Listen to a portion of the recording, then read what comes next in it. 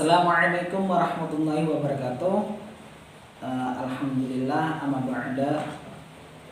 Di sini saya akan memperkenalkan ya.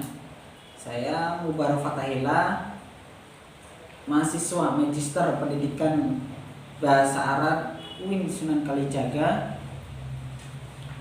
Di sini saya akan meresensi buku filsafat yang judul Orientasi ke Arah Filsafat Ilmu untuk memenuhi tugas akhir dari mata kuliah atau mata pelajaran Filsafat Ilmu Epistemologi Pendidikan Islam yang diampu oleh Dr.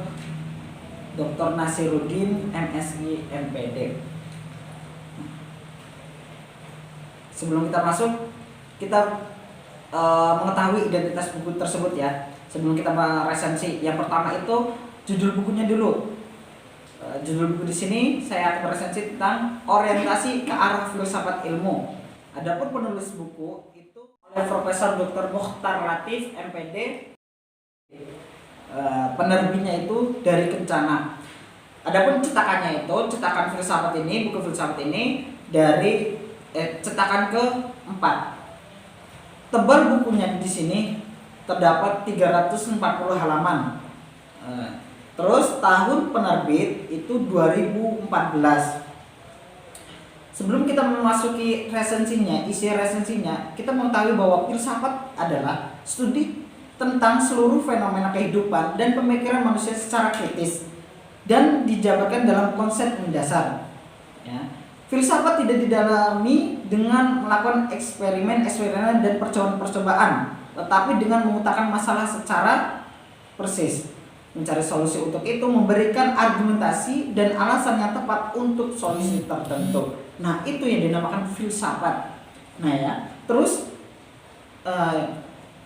sejak hadirnya manusia di dunia sebagai makhluk bumi, sebenarnya mereka telah memiliki ilmu pengetahuan hidupnya untuk bertahan dan melangsungkan keberlanjutan generasinya hingga hari ini. Pemahaman tentang keilmuan memang sangat terbatas, hanya sebatas berpikiran manusia. Sejarah perjalanan ilmu pengetahuan mulai dari klasik hingga kontemporer sekarang ya, bisa dijadikan masa sekarang itu tercatat banyak temuan ilmuwan yang tidak dapat terjawab secara tuntas karena keterbatasan ilmu pengetahuan, metodologi, dan tentunya keterbatasan manusia sendiri. Terus, secara umum dikenal ada 3 kriteria kebenaran ilmiah. Yang pertama itu koherensi, yakni teori kebenaran yang berdasarkan diri pada kriteria kebenaran secara konsisten pada suatu argumentasi. Terus yang kedua yaitu korespondensi, ya, yakni kebenaran yang berdasarkan diri pada kriteria tentang kesesuaian antara materi yang dikandung suatu pernyataan dan objek pernyataan. Yang ketiga yaitu pragmatis, yakni teori kebenaran yang mendasarkan diri pada kriteria tentang berfungsi atau tidaknya suatu pernyataan kebenaran dalam lingkup ruang dan waktu.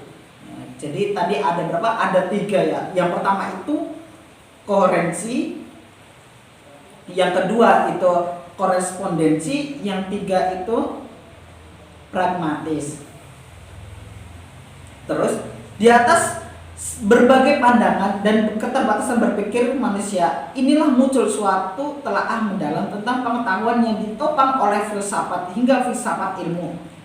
Mulai dari filsafat yang berkembang pada zaman klasik atau kuno hingga zaman modern yang disentuh oleh teknologi informasi yang canggih.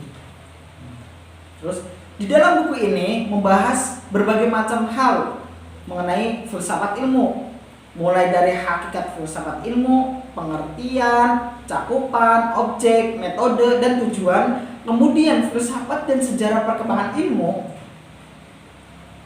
dasar dan jenis pengetahuan, ilmu filsafat atau filsafat ilmu, kebenaran dan penjelajahnya, filsafat ilmu, dan perkembangan metode ilmiah.